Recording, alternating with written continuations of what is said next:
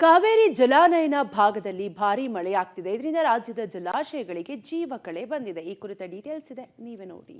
ಕಾವೇರಿ ಜಲಾನಯನ ಭಾಗದಲ್ಲಿ ಮಳೆ ಅಬ್ಬರ. 100 ಅಡಿ ಭರ್ತಿಯಾದ ಕನ್ನಂಬಾಡಿ ಅಣೆಕಟ್ಟೆ ಕರುನಾಡಿನ ಜೀವನಾಡಿಗೆ ಬಂತು ಹೊಸ ಕಳೆ. ಕಾವೇರಿ ಅಚ್ಚುಕಟ್ಟು ಪ್ರದೇಶದಲ್ಲಿ ನಿರಂತರವಾಗಿ ಸುರಿತಾ ಇರುವ ಮಳೆಯಿಂದಾಗಿ ಮಂಡ್ಯ ಜಿಲ್ಲೆಯ ಶ್ರೀರಂಗಪಟ್ಟಣದ ಕನ್ನಂಬಾಡಿ ಅಣೆಕಟ್ಟೆಗೆ ಅಪಾರ ಪ್ರಮಾಣದ ನೀರು ಹರಿದು ಬರ್ತಿದೆ.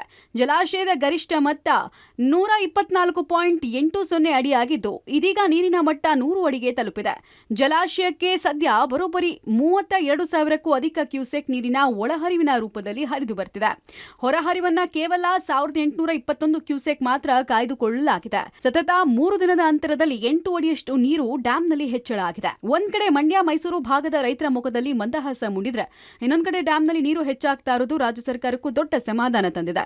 ಪ್ರತಿ ವರ್ಷ ನೀರಿಗಾಗಿ ಕಿರಿಕ್ ತೆಗಿತಾ ಇದ್ದ ತಮಿಳುನಾಡಿನ ಕಾವೇರಿ ವಿವಾದಕ್ಕೂ ಈಗ ಈ ಮಳೆ ಸದ್ಯ ತಾತ್ಕಾಲಿಕ ಬ್ರೇಕ್ ಹಾಕಿದೆ. ಕೊಡಗು ಜಿಲ್ಲೆಯಲ್ಲಿ ಕೊಂಚ ತಗ್ಗಿದ ಮಳೆ ಅಬ್ಬರ.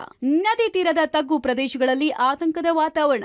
ಕೊಡಗು ಜಿಲ್ಲೆಯಲ್ಲಿ ಕೊಂಚ ಮಟ್ಟಿಗೆ ಮಳೆ ಅಬ್ಬರ ತಗ್ಗಿದೆ. ಕಳೆದ ಹಲವು ದಿನದಿಂದ ಎಡಬಿಡದೆ ಸುರಿತಾ ಇದ್ದ ಧಾರಾಕಾರ ಮಳೆಗೆ ಕೊಂಚ ಬ್ರೇಕ್ ಆಗಿದೆ.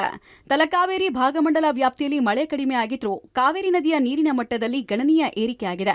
ಮಡಿಕೇರಿ ತಾಲೂಕಿನ ಬಲಮುರಿ ಗ್ರಾಮದಲ್ಲಿ ಕಾವೇರಿ ನದಿ ಅಪಾಯದ ಮಟ್ಟವನ್ನ ಮೀರಿ ಹರಿತಾ ಇದೆ. ಹೀಗಾಗಿ ನದಿ ತೀರದ ತಗ್ಗು ಪ್ರದೇಶದಲ್ಲಿ ಆತಂಕದ ವಾತಾವರಣ ಇದೆ. ಕೇರಳದ ವಯನಾಡ್ನಲ್ಲಿ ಮುಂದುವರೆದ ಮಳೆ. ಕಪಿಲೆ ನದಿ ಪಾತ್ರದಲ್ಲಿ ಪ್ರವಾಹದ ಭೀತಿ. ಕೇರಳದ ವಯನಾಡ್ನಲ್ಲಿ ಮಳೆ ಮುಂದುವರೆದಿದೆ. ಪರಿಣಾಮ ಕಬಿನಿ ಜಲಾಶಯಕ್ಕೆ ಹೊರಹರಿವು ಹೆಚ್ಚಳ ಆಗಿದೆ. ಜಲಾಶಯದಿಂದ 25,000 ಕ್ಯೂಸೆಕ್ ನೀರು ಬಿಡುಗಡೆ ಮಾಡಲಾಗಿದೆ.